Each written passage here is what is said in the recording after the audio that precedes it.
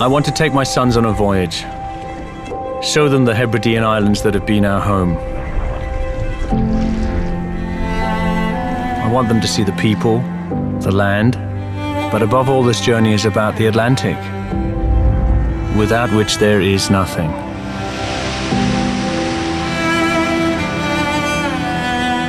Scotland is the land of my fathers. This country has shaped my life and the lives of my boys. From the natural beauty that surrounds us, to the history that is written across these islands, and the craft and the hard work of the people that live here. For 11 years, I've dived for scallops. I love the freedom, but I'm now coming to the end of this underwater life.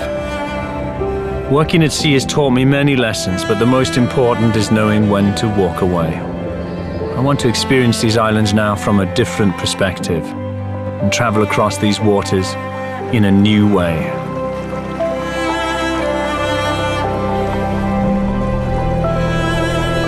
I've long worshipped the Atlantic. This ocean has been my guide, my teacher, never my enemy. And here, just like any wilderness, the feeling of being completely ignored is just the same.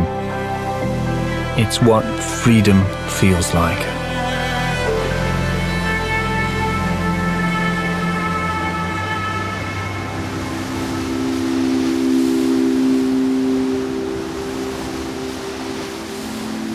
Iona has been a profoundly important spiritual place. For centuries it was said to be the final resting place of Scottish kings. What fascinates me about Iona is that there is still a strong living link with the past.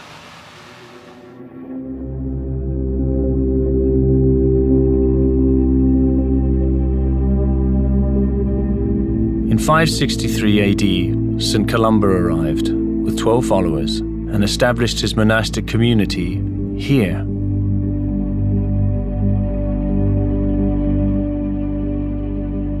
Anyone who visits this place can't help but feel it in the stones.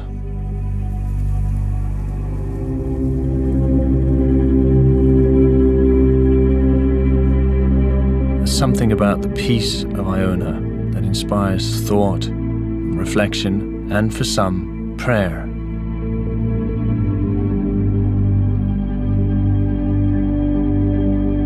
Iona is all about kings and men, but for me, my true church is nature.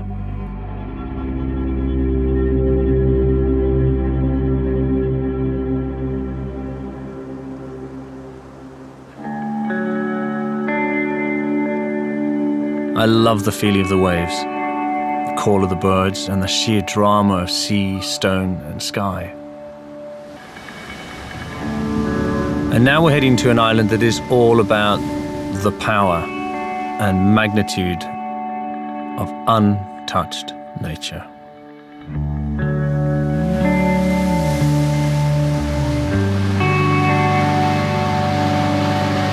The first time you see Fingal's Cave, you understand why it inspired Mendelssohn, Keats, Wordsworth. This is nature's cathedral, written in stone.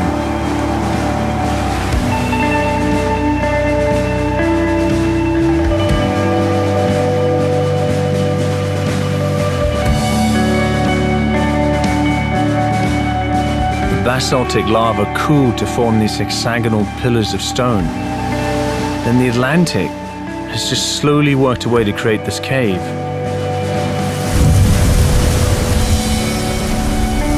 The Gaelic name for this place is Melodic Cave, and when you just listen to the sound of the waves, you understand why.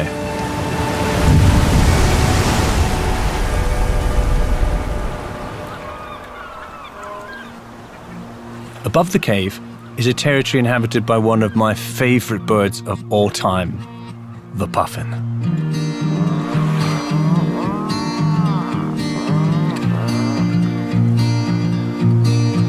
They honestly look like they've been painted.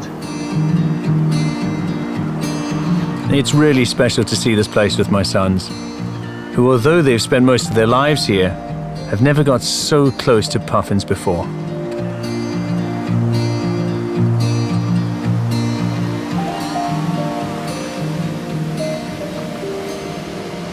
Despite the distance, all the islands are connected by the ocean and by the bonds that have formed over the years.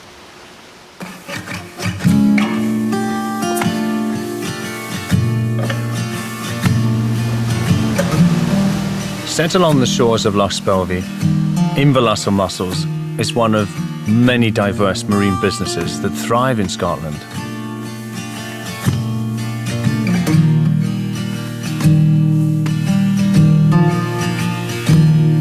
The community here is astounding.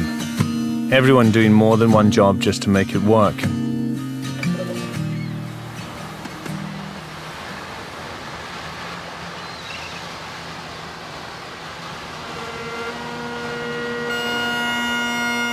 We're now meeting one man that captures that spirit in music.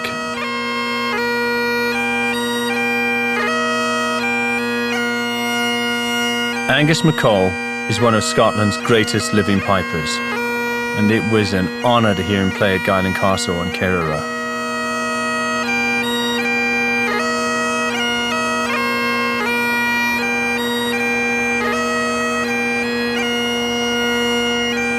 Angus's music is all about connection, not only to the people and the past, but also to the islands and the sea that connects us all.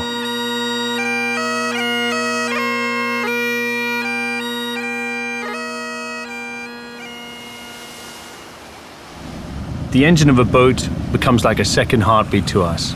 You tune into its sound, you know when it's happy, and your heart stops if it ever stops. We're now heading to one of my favourite scallop diving spots. But first, we must navigate one of the most notorious stretches in these seas.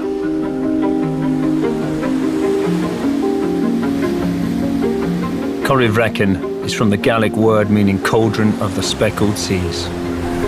Our voyage now takes us through this treacherous channel, whose ferocious currents and whirlpools have terrified mariners for generations.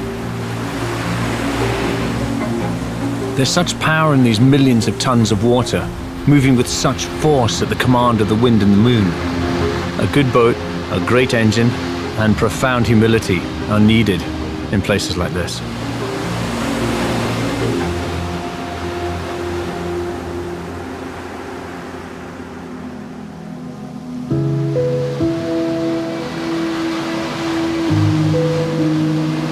I've dived in the sea around the Garvalax for most of my 11 years as a scallop diver.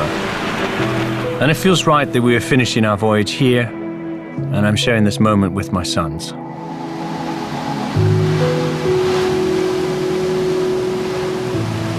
The most southerly of the 4 Garvalax Islands is called Aileach an Nov, which means the Island of the Saints.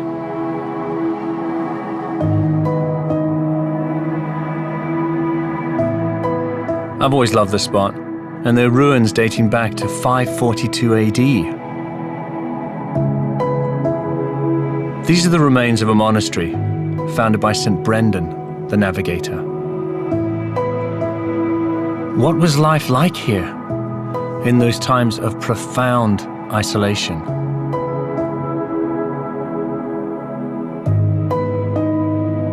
They would have looked over there and all around us here and just seen much the same. This was their world.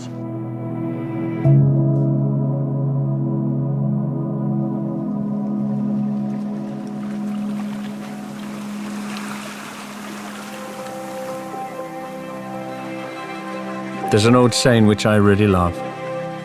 We have many lives to lead before we die.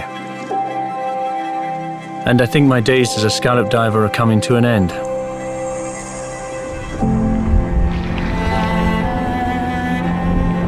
These waters have taught me how to be humble and to know when it's time to walk away.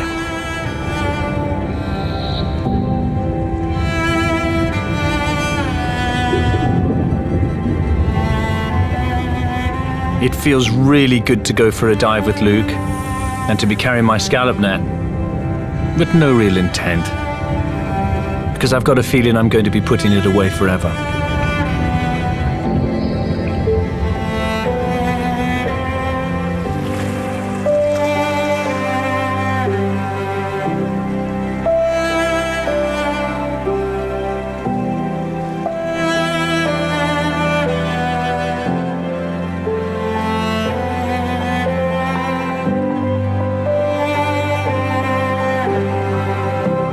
We cook our day's catch simply, and there's no better way to cook incredible shellfish.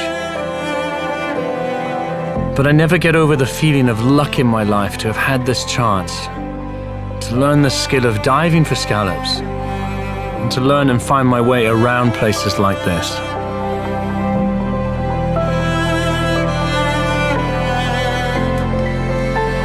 Boys, how's it all been? It's been absolutely amazing, start to finish. It's been an incredible journey. So many places, seen so many things. It is amazing travelling by boat, actually, isn't it? If you think about it, we've been to so many different places just west of Scotland.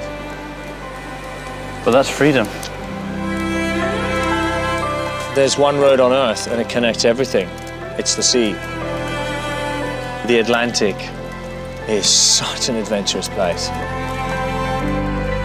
I was inspired to make this journey for Oscar and Luke. Without doubt, my greatest achievement on Earth is to say that these boys are my sons. Who knows where they will go in life, but I'm certain they'll never forget where they came from.